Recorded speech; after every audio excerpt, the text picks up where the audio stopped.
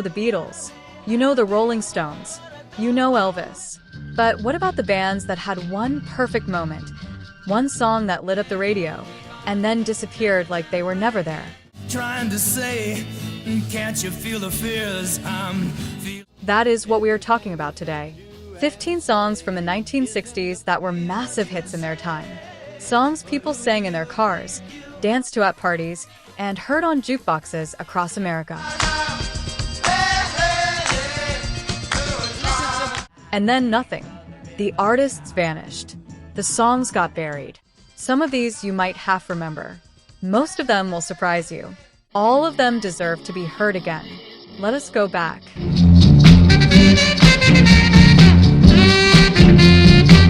Alvin Cash and the Crawlers, Twine Time, 1965. We are starting in Chicago. 1965, a new dance craze is sweeping the city and Alvin Cash is right in the middle of it.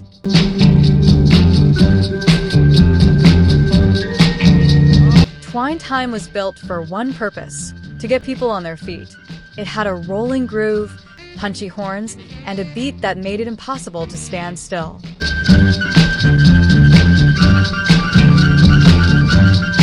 The record sold well. The dance spread. Alvin Cash was on his way. And then the craze ended, and Alvin went with it.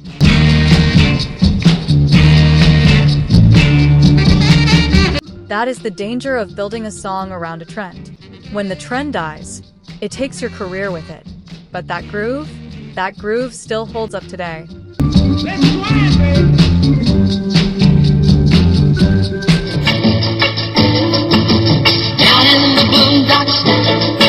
Billy Joe Royal, Down in the Boondocks, 1965.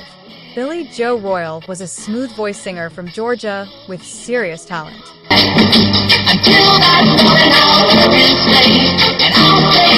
Down in the Boondocks was written for him by Joe South, one of the best songwriters of that era. The song tells the story of a young man from the wrong side of town who falls for a girl way above his station.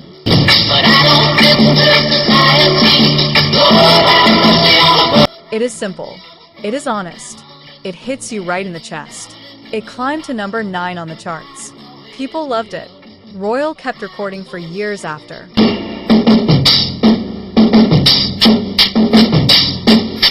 He never stopped trying, but nothing landed the way that one song did. Sometimes the stars align perfectly for just one moment.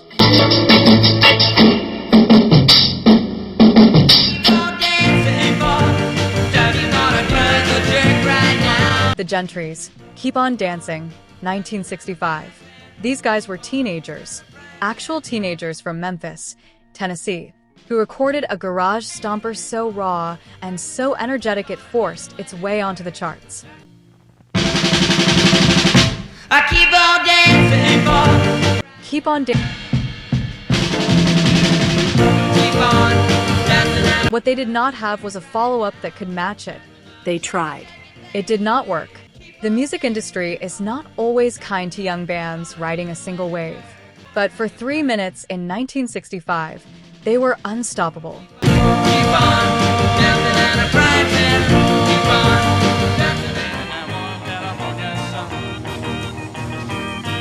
The Rivieras, California Sun, 1964. Here's something funny. California Sun is a surf rock song, full of sunshine and beach energy, and that classic West Coast sound.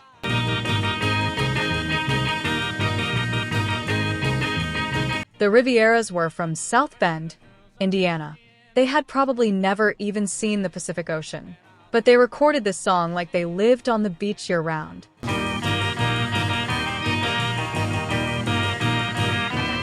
It charted. It got radio play. People loved the carefree feeling of it. And then the band quietly disappeared back to the Midwest.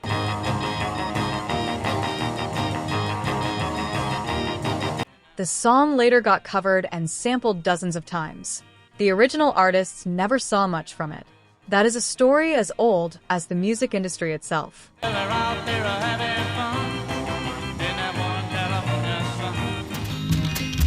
Raindrops, so Dee Clark, Raindrops, 1961.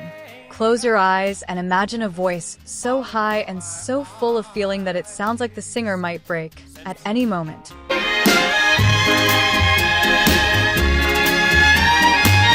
That is Dee Clark on Raindrops. This song is gorgeous. It is a slow, aching ballad with a falsetto that should have made Dee Clark a household name for decades.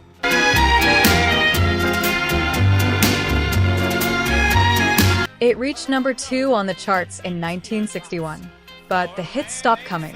Clark continued recording through the 60s. Teardrops for a man supposed to cry. Without ever recapturing that magic. He passed away in 1990, never quite getting the recognition he deserved. Raindrops remains one of the most underrated vocal performances of the entire decade.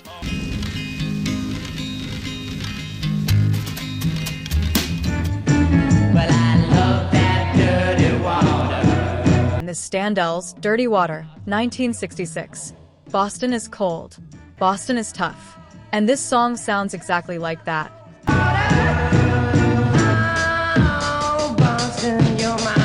Dirty Water is a snarling, raw garage rock track that talks about the Charles River and the rough side of the city. But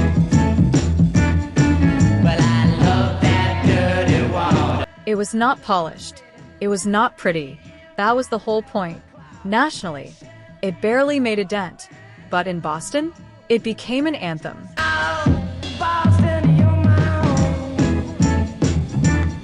The Red Sox still play it after home wins at Fenway Park to this day.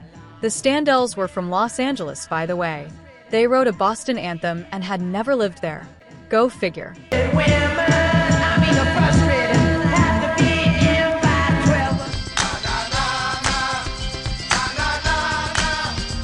Steam, Na Na Hey Hey Kiss Him Goodbye, 1969.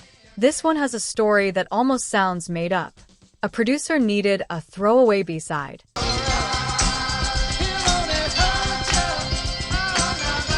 Just something to fill the back of a record. He and a couple of friends threw together Na Na Hey Hey Kiss Him Goodbye in a few hours. It was not meant to be heard by anyone.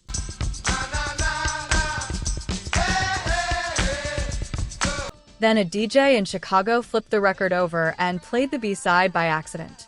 The phones lit up. It went to number 1.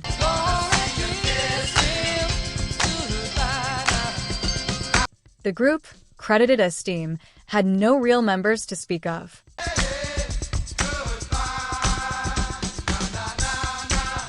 They scrambled to put a band together just to promote it. They never charted again. The song has since been played at sports arenas around the world for 60 years straight. That throwaway B-side might be one of the most heard songs ever recorded.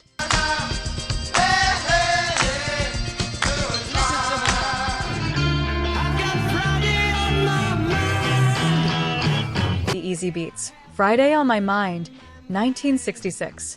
Technically Australian, but this song tore through American radio like a lightning bolt in 1966.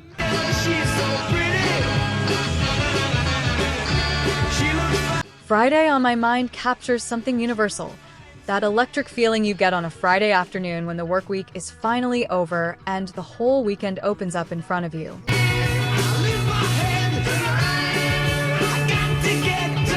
The guitar riff is sharp. The energy is through the roof.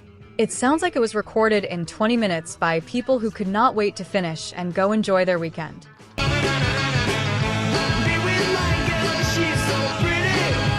It was not a massive US chart hit, but it found its audience. The band dissolved not long after.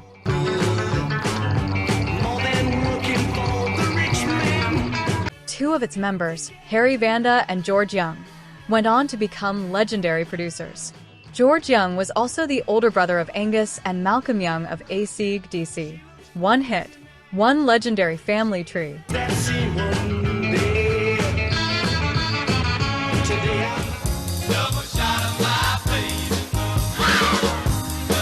Swingin' Medallions, Double Shot of My Baby's Love, 1966. If this song does not make you want to grab a cold drink and dance badly in your kitchen, nothing will.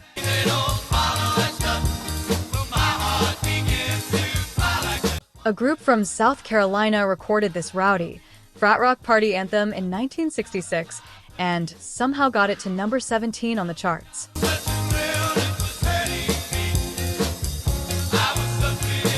It is pure fun from start to finish. There is no deep message here, no social commentary. It is just a man singing about having a great night and paying for it the next morning.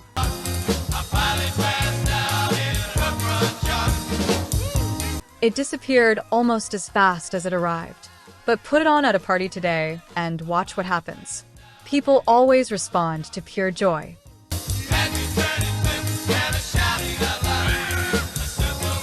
When they see me walking down the street, none of the fellas want to speak.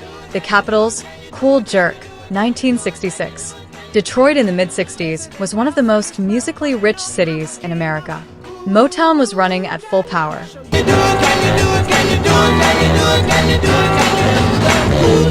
Soul music was everywhere. The Capitals fit right into that world with Cool Jerk.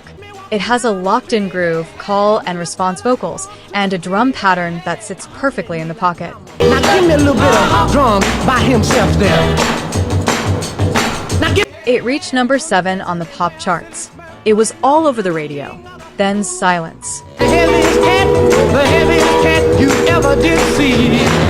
When they see The trio never landed another hit. But Cool Jerk has been sampled and licensed so many times that it essentially never left the cultural conversation, even if most people do not know where it came from. Now give me a little bit of bass with those 88s.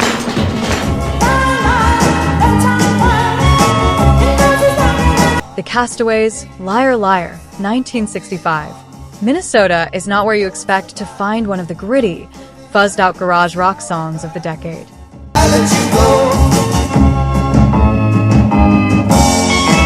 But here we are. Liar Liar has an organ riff that burrows into your brain and refuses to leave. It is rough. It is urgent. It sounds like it was recorded by people who were genuinely angry about something.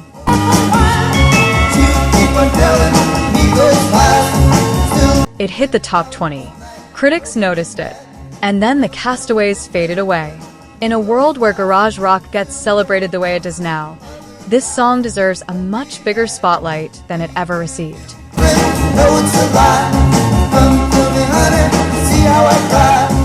on the eve of destruction. Barry Maguire, Eve of Destruction, 1965. This one is not fun. It was not meant to be. Barry Maguire recorded Eve of Destruction as a raw, unfiltered protest against war. To Selma, Alabama, you may leave here for Racial injustice, and the slow collapse of the American dream. His voice sounds tired and furious at the same time.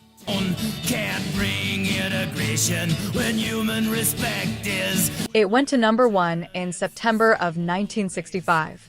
Radio stations banned it. Conservative groups protested it. The pride and disgrace, you can bury your dead, but don't. That only made people want to hear it more. Maguire never had another pop hit. He eventually became a Christian folk artist and stepped away from the mainstream entirely. But for a few weeks in 1965, his voice was the loudest one in America. With the world in a grave, take a look around you, boys. Lies, you're telling me that you'll be true. The Knickerbockers, Lies, 1965. Put this one on for someone who does not know it and ask them who recorded it.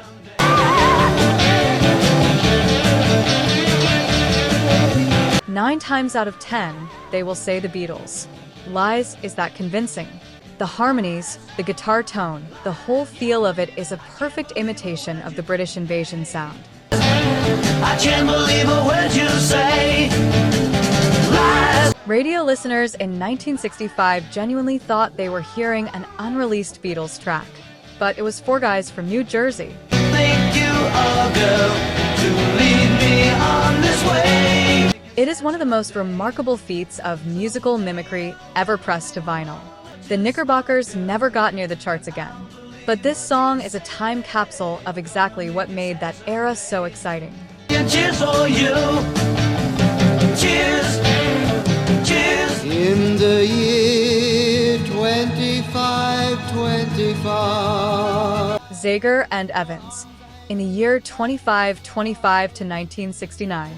This is the one. Two guys from Nebraska.